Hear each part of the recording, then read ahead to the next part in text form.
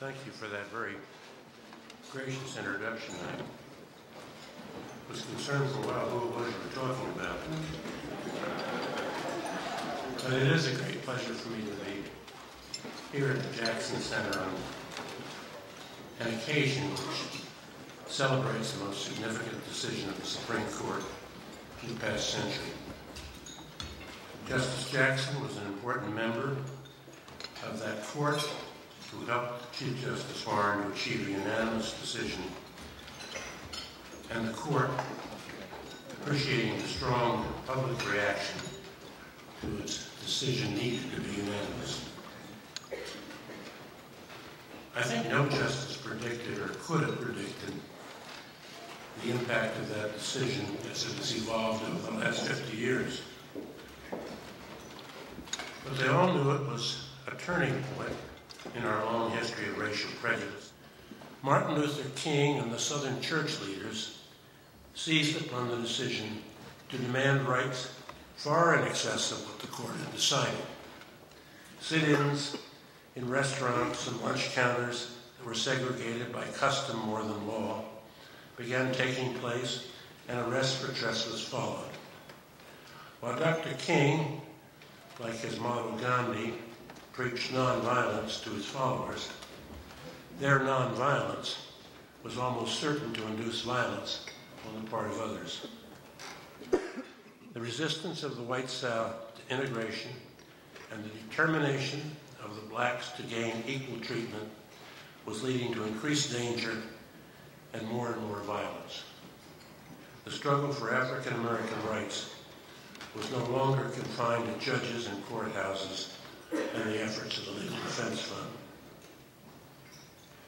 When John Kennedy became president and I, along with Barrett Prettyman, joined Bobby Kennedy's Justice Department, the Legal Defense Fund was bringing some of its cases to fruition, and Martin King was demonstrating with sit-ins and marches. The Civil Rights Division was expanded greatly under Burke Marshall. The federal government could enforce the law. A few executive actions could be taken, but there were very few laws to enforce. And enforcing Brown on any scale took both time and resources. How many school districts are there to sue? One by one. Thousands, I guess. And even if we had the resources, we didn't have the time. Litigation is a painfully slow process. Legislation was needed to preserve order, and meaningful legislation was simply not obtainable. The first crisis that I remember was the Freedom Riders, well-meaning northern liberals who decided to ride an integrated bus through the Deep South. Predictably, violence occurred. And it showed the world that the federal government had limited resources when it came to protecting unpopular free speech.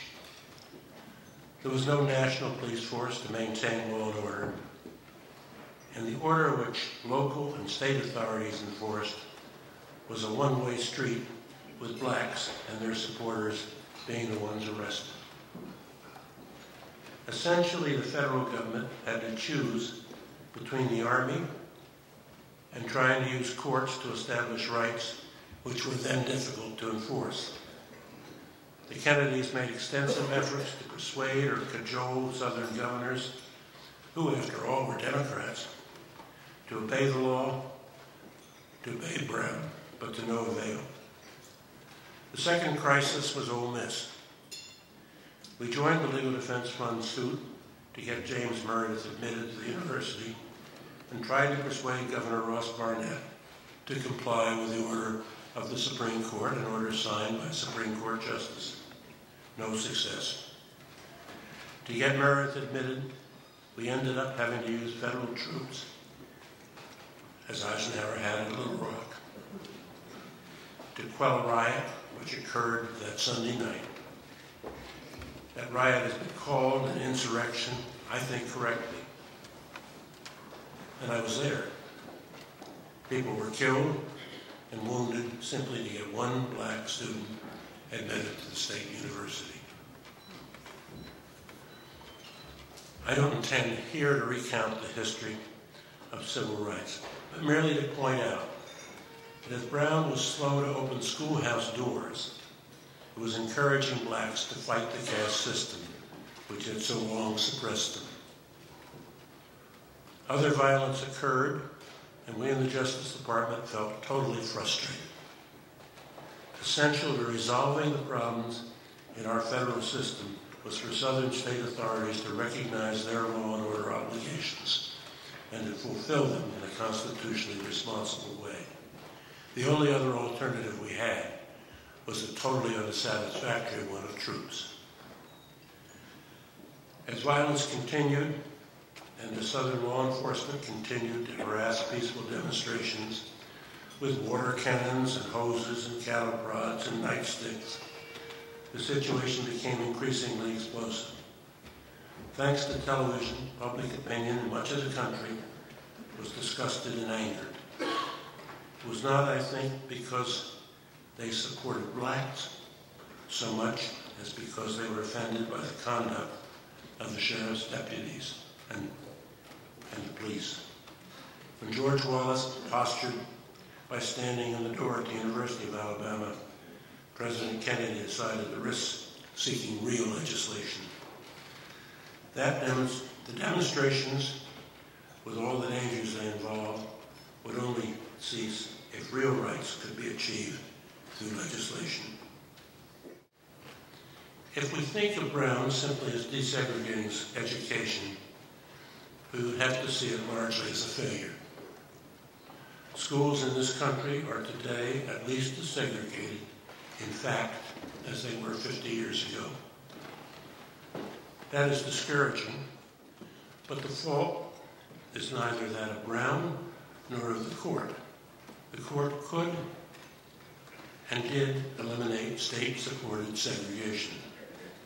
It could not and did not eliminate that segregation caused by a host of other factors: property taxes, housing patterns, school district lines, and so forth, including, to some degree, racial bias.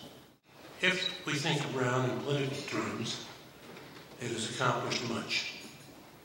It has abolished state-supported segregation in all segments of our society and opened the door to legislation which has truly changed our society.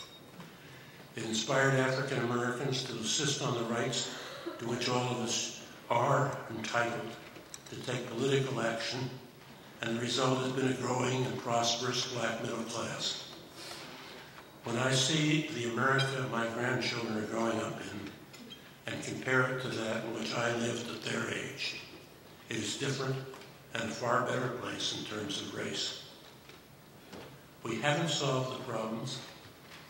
More racial bias than most of us, black or white, will admit still exists. I'm unhappy that the court, which gave us Brown, has thrown what I believe to be unnecessary roadblocks on speeding up the process of racial integration and finally getting to the colorblind society we want. But the direction we're moving in is clear, even if the pace is slower than it should be.